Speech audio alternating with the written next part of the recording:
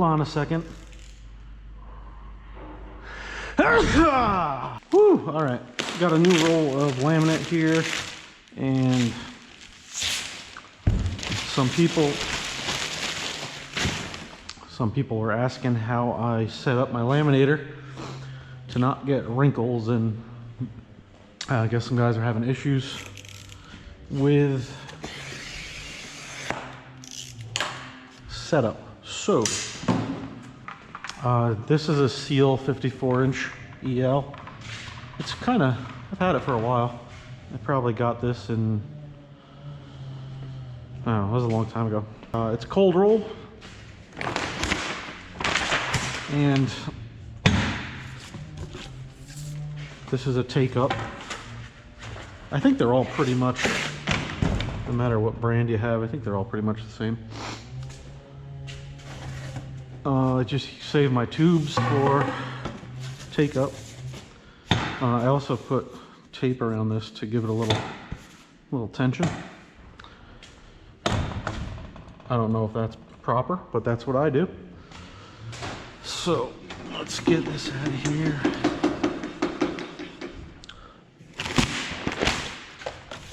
Glossy side down.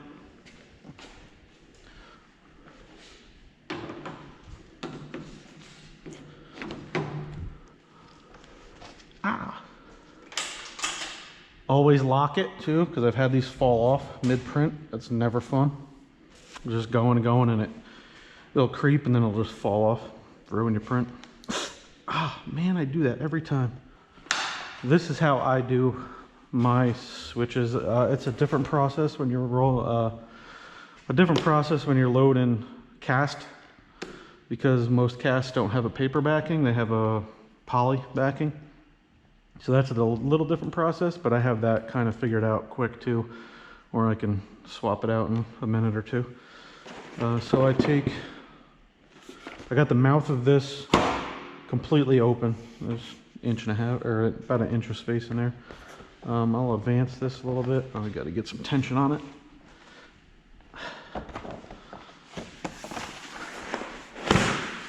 Roll that through completely. So this has tension on the clutch here. I don't ever adjust this. It's been set.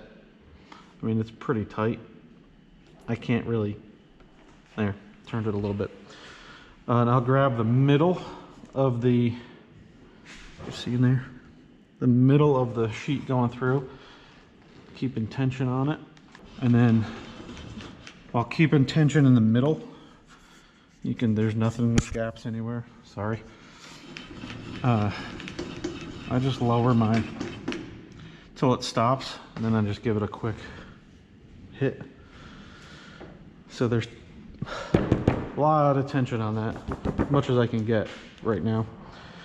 And to release the liner, I have an old squeegee that's been rounded off. It's, yeah.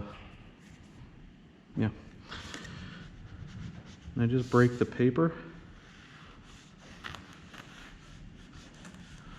I don't mind if I go through it here and there. That's this first foot of material isn't going to be used.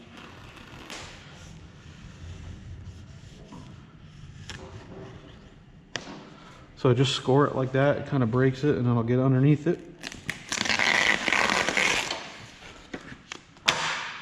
And then that is set.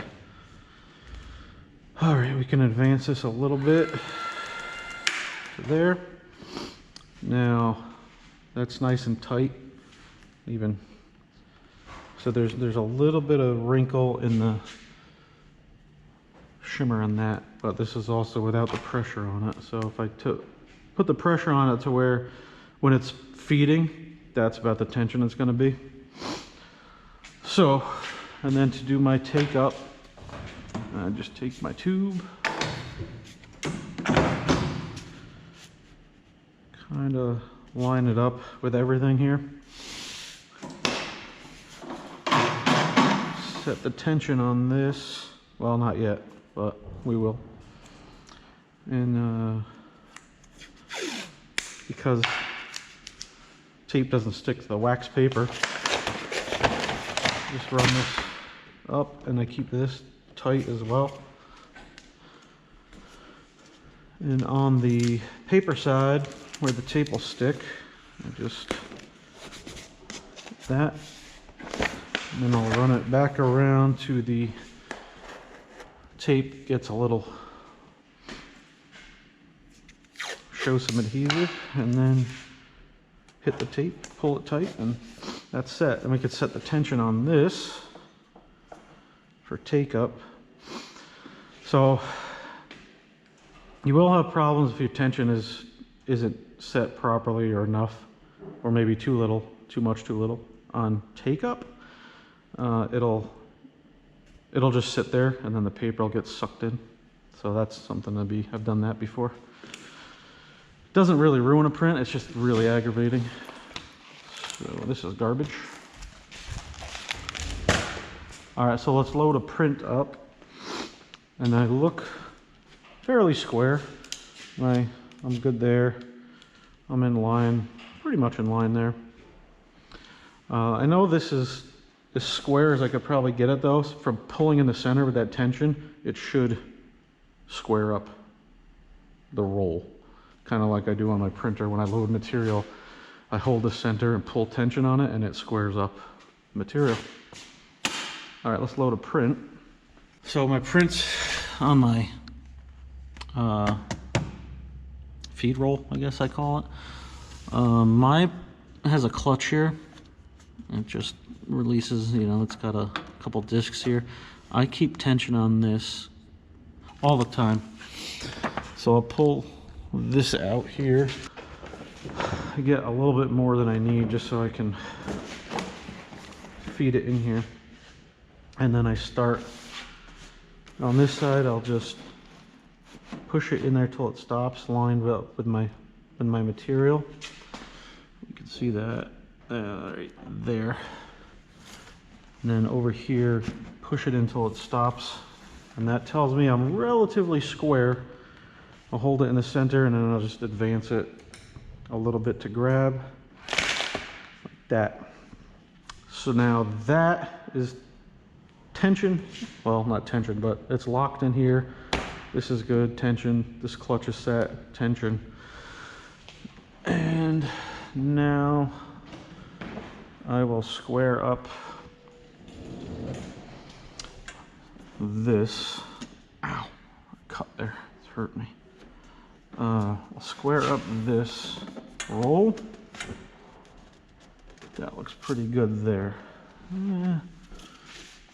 Yeah, it's pretty decent on tension there. You can do it in the middle too, but and then I'll lock my clutch down. So that really can't go anywhere. This seems like a process, but when I do it all the time. You get quick at it. It doesn't really take this long. So now, this is tight, the laminate's tight, and now this is tight over this edge. And you can see it's pretty flat. There's a couple of ripples, but again, once it starts going through there, it's gonna flatten out. So let's see how this goes. Should be fine. So if it's taken up, keep in tension. It's not spitting out on the table like I wanted it to. There we go. Now as I go through this, if this is off a little bit down here, it'll start getting tight. Well, stay tight here and this will bunch up. I just grab that tube under there and kick it over to where it's square again. But seems to be all right now.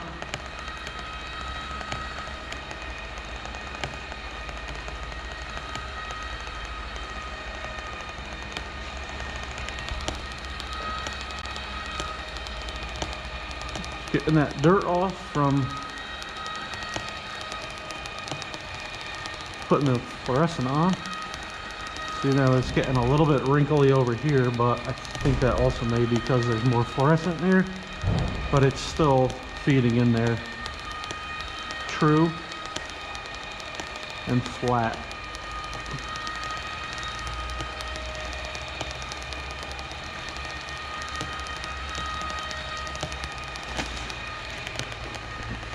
And we'll get to the end here, it'll pop off that roll, allegedly. Yep, the tape broke. And that is the end of that. I'll let this go right to the edge so I have a sled. This had a little bit of extra material on it because when I started printing I had the wrong green. So I'll just square this off of the back of the mouth, and that'll be my sled for going forward until it gets too thick and I gotta do a new one. That's what she said. So that looks good.